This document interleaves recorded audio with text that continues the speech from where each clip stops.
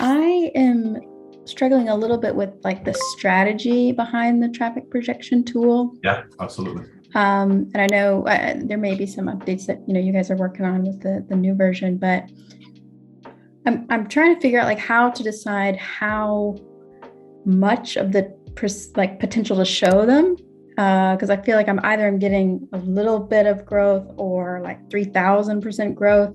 Mhm. So I don't really know what to show them. And then I guess the other part of the question is, how do you map whatever the potential is to, we need this much content, we need this many, pieces per month or that kind of thing. Could you just explain the process a little bit? Yeah, absolutely. So they're kind of not really connected as much as I would like to think that they are. And the reason is because I'll answer the second part first. Like when it comes to making content recommendations and link recommendations, you're going to be hamstringed by budget, right? Because if you just do like a pure SEO analysis and, again, I look at a lot of law firms, right? A lot of law firms out there, Pareto's principle is like made for law firms in marketing, right? What I mean by that is 20% of the law firms out there are spending 80% of the budget. They're dominating 80% of the market, right? And all these small law firms are fighting for scraps essentially. So they're up against a battle of law firms that have thousands of links from real publications. They've got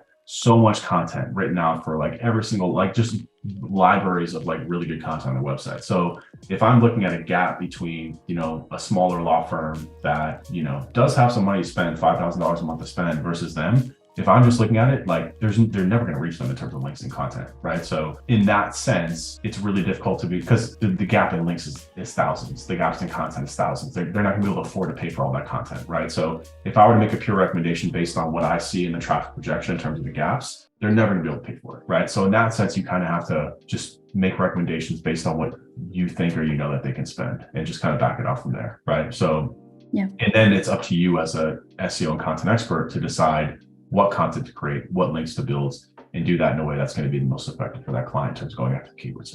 So in terms of using the traffic projection effectively, again, the way that I like to use this tool is much more as a selling and visualization tool as opposed to a apples to apples tool, right? And especially too, so in the new version of the traffic projection tool, we moved off the percentages and we moved to more of a concrete number. It's just keyword volume basically in terms of our traffic projections. And the reason we did was because of that. Like sometimes it would be overwhelming with the percentage. You're like, hold on, we're gonna get a 50,000% increase in traffic. Like, no, it's too much. So instead we show them, okay, this is where you currently are. It could be negative. It could be 100, right? That number does not necessarily mean exact traffic, but it means you're not getting a lot of traffic, right? Versus when it shows up as 50,000, when it shows as 50,000 as let me actually pull it up here that I just went through. So this is for a law firm, right? This is their current traffic, right? You can see it's negative. They're not really getting much. I know this is different than the version I'm using, but this will be out hopefully next week that you'll be able to use this.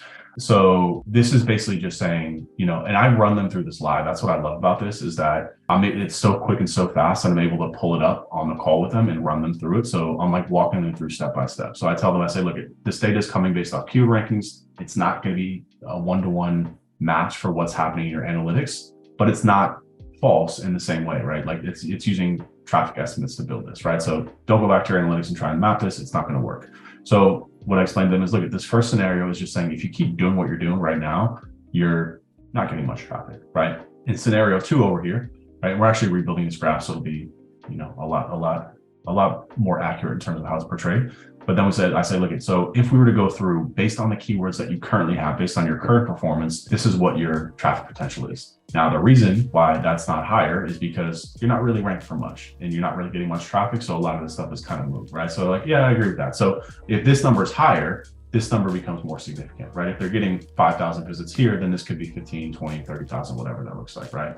The final piece here is I show them this. I say, look, this is based on the 3 competitors that you gave us. I also did my own research because I wanted to find keyword level competitors, not just business level competitors. And that's could be part of what you're having struggling with too, is that if it's too big, then you're probably getting a site that's probably a little bit too irrelevant, right? And I'll show you how to clean it in a second. If it's too small, then you're probably getting something that is just, they think it's a competitor because they share the door down the street, but it's not like an SEO competitor. So you got to do a little bit of research to find websites that, and the easiest way to do that is just take the main keywords, search Google for it, grab those websites, dump them into Ahrefs and be like, okay, this is actually a pretty good fit in terms of the keywords that they're ranking for. Because that's really the goal here. The goal here is to just show them what the market is to then in the future justify against what we're pitching, right? Because I look at this, and again, like that service proposal that I just sent here, this is for a local contractor. I'm able to use this anchor against projected leads. If he's converting 10%, that's potentially, that's way higher, but like 600 leads that you could get per month. It's not accurate, but you know what I'm saying. If it's 1%, it's 65 leads per month, right? So I'm really just using this as a way to baseline and a way to create an anchor against the cost of what I'm selling against, right? So again, the best part about this tool here then too is the ability to go through and clean these keywords. So looking at these keywords, especially this is filtered by, domains, looking at these keywords, I go through with them like, would you agree that this is a good keyword? Yes, this is a good keyword. Would you agree that this is a good keyword? So I'm showing them that we're targeting the right keywords just to drill in on like the very specific keywords that matter.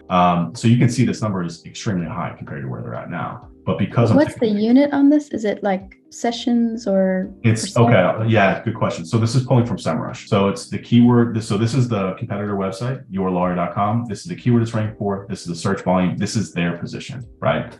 Position 59. So what I'm able to do then, so I excluded this keyword because 3 branches of government is not a relevant keyword that I want to show up in their projection, right? So I can go through and clean these keywords and exclude them. This number is built based on the numbers that I have here over in the target position side, right? So I'm saying that for Camp Lejeune lawsuit, which is a key keyword for what they want to do, I'm saying I can probably get you to position 5.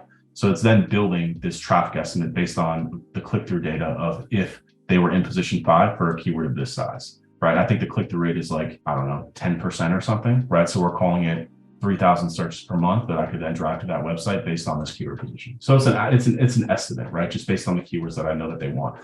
So going through the actual keywords with them is incredibly impactful because this number has more context, right? I can show them that like, you probably didn't know this, but Camp Lejeune lawsuit is getting searched for 33,000 times a month. Like that's a lot, right? Yeah, that's a lot. Like that's a keyword that you want to rank for. That's a keyword we need to rank for, right?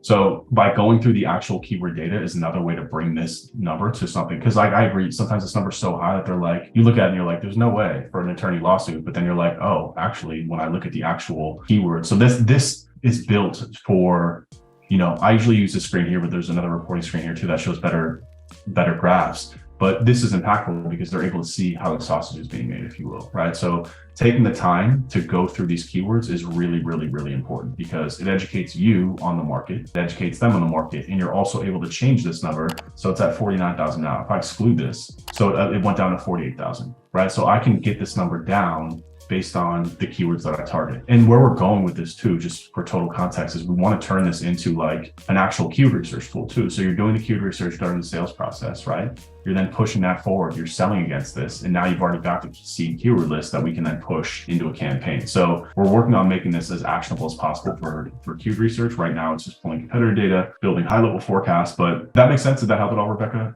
Yeah. And just the units on the different scenarios. This is like organic hits over a 12-month period. That's what it's mapping. Yes, exactly. So this is on a month. So the search volume here is monthly. So this data is based on the monthly searches. Mm-hmm. It's just pulling. So like the 48,000. Oh yes, this would be monthly average visits over. So this would be average monthly visits over this time period. Yeah. Again, this chart is not the most accurate. We're working on making it look more organic and natural like this. It should be done by the end of the week. Yeah, the chart is a little misleading right now the way it is. But it looks like what I need. Yeah.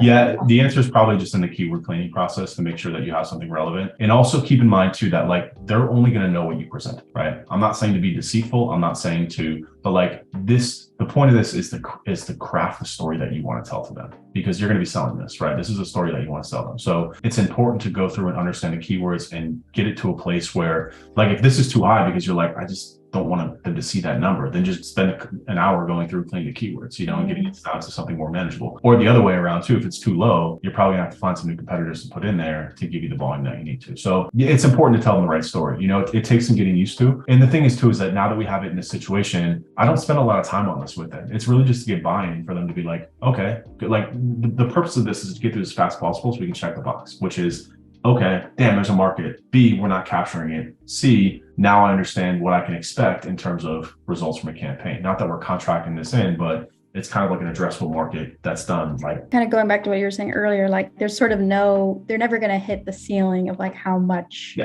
could be done in terms of content links. So we can always just keep going up, basically. Exactly.